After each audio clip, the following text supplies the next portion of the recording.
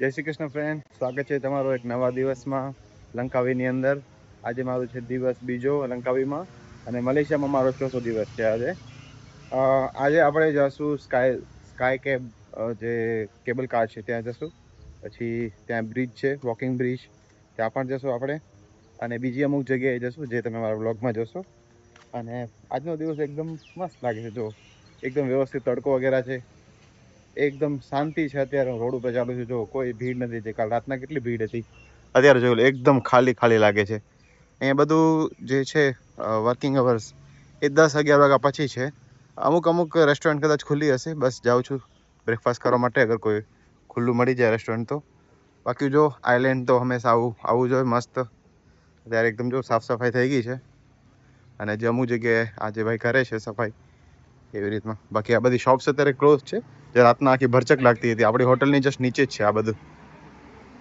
એના સિવાય બાકી આજનો જે દિવસ છે ને એ ફૂલ ડે ટૂર વાળો જ માર રહેવાનો છે.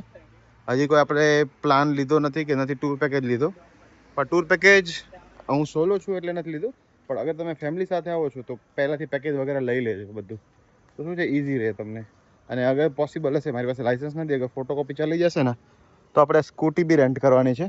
અને હું તમને સ્કૂટીના રેન્ટ કેટલા છે એક દિવસનો, કઈ રીતે શું રૂલ છે એ બી હું તમને જણાવીશ. તો બસ એન્ડ સુધી બન્યા રહેજો વ્લોગમાં. અને લાઇક ના કર્યું હોય તો વિડીયોને લાઇક કરી દેજો, સબસ્ક્રાઈબ કરી દેજો.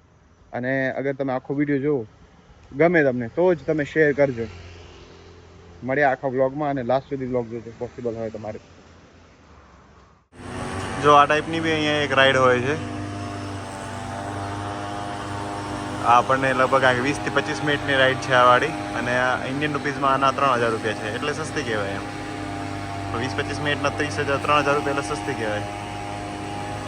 બાકી આના સિવાય બી ઘણી બધી રાઈડો છે જ અહીંયા.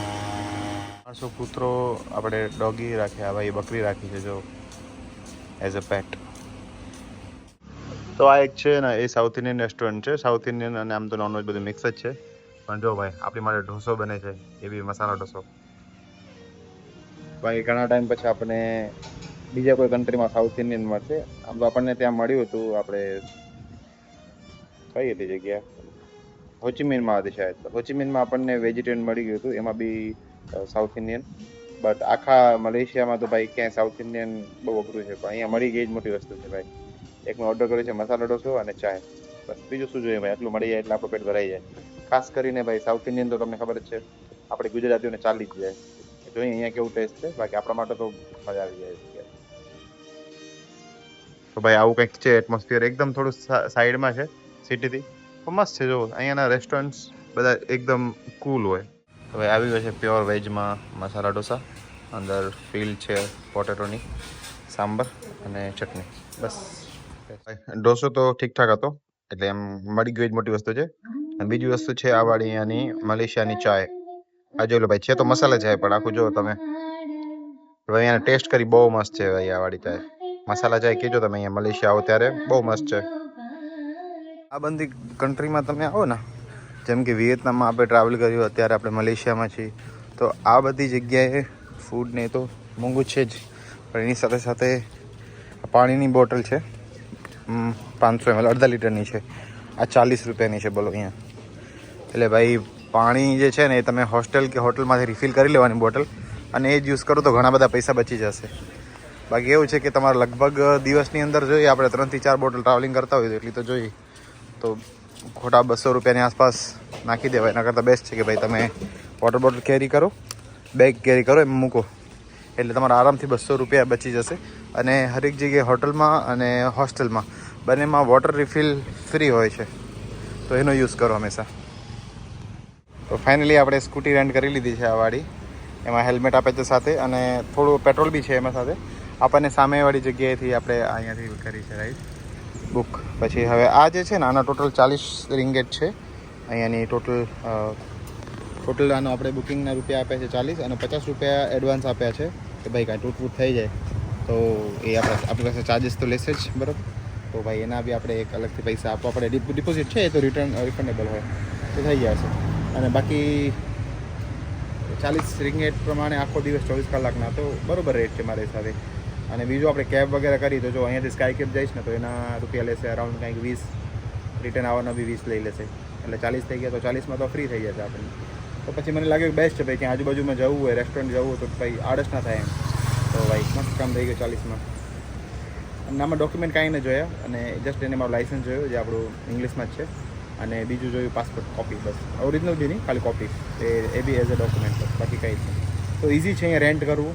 તમે આવો અહીંયા અને કપલ હો કે ફ્રેન્ડ સાથે આવો તો ભાઈ સ્કૂટી રેન્ટ કરી લેજો. બહુ સસ્તી છે, એટલી મોંઘી નથી એ પ્રમાણે. બાકી આવા બધા સ્કૂટર છે એમની પાસે. એક મોટું સ્કૂટર બી હતું, બટ એ 170નું કીધું. તમે રહેવા દે ભાઈ, આપણે તો ખાલી થોડુંક જવું જ છે અહીંયા. બેસ્ટ થઈ ગયું આપણા માટે કામ. આપણે નીકળ્યા હતા સ્કાય કેબ માટે, પણ આ જો ભાઈ અહીંયા જગ્યા શું ભાઈ ખૂબસૂરત જગ્યા છે. આપણે રોડ ઉપર ચાલતા ચાલતા આવી જગ્યાઓ તમને અહીંયા ઘણી બધી જોવા મળશે ભાઈ. આપણે ત્યાં હોય તો આપણે ત્યાં બેસી જાય, મજા આવી જાય. એ બહુ મસ્ત જગ્યા છે. અને આ એરપોર્ટ છે બાજુમાં જ, જોઈ લો. એકદમ એરપોર્ટની બાજુમાં જ આવી મસ્ત જગ્યા છે. ઉપરથી કેવું જોરદાર, મેં તમને કીધું છે બહુ મસ્ત લાગતી હતી જગ્યા. એ મે બી કદાચ આ હશે.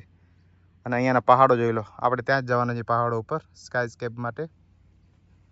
બહુ મસ્ત જગ્યા છે ભાઈ. લંકાવી કીધું ને તમને, આઈલેન્ડ બહુ મસ્ત છે. અને આપણી યાદ ભાઈ આપણો ફ્રેન્ડ આ છે. પેટ્રોલ ભરાવવા માટે આવ્યા હતા. પેટ્રોલ માટે અહીંયા કેવું છે કે પહેલાં અહીંયા કેશ આપવાના, પછી ત્યાં નંબર બોલવાનો. જો અહીંયા બતાવે છે ને 6 નંબર, તો 6 નંબર બોલવાના. પછી એમાં એ લોકો 5 રિંગેટના મેં રિચાર્જ કરાવ્યું એનામાં, તો 5 રિંગેટ જેટલું પેટ્રોલ જે છે ને એ આમાં આવવાનું ભાઈ. અને બીજી વસ્તુ કે ભાઈ અહીંયા જોઈ લો, કોઈ જગ્યાએ ભરવાવાળું છે જ નહીં, ખુદથી કરવાનું. જેમ કે જો આંટી ભરે છે ખુદથી. તો ભાઈ આપણે ઇન્ડિયામાં બહુ મસ્ત વસ્તુ છે કે લોકો હોય છે ભરી આપે છે. અહીંયા તો ભાઈ બધું વસ્તુ ખુદથી કરવાનું છે.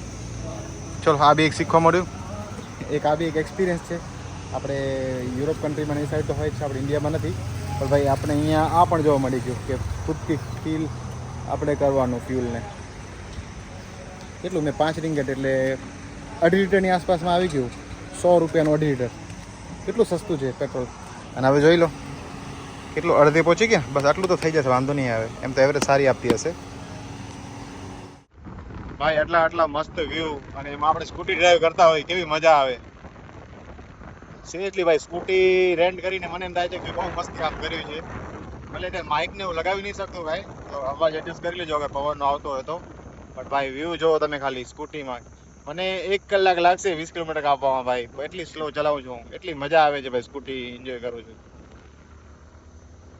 અલગ જ મજા છે ભાઈ. પહાડ, ચારે બાજુ મસ્ત જંગલ, સારા એવા રોડ. બીજું શું જોઈએ.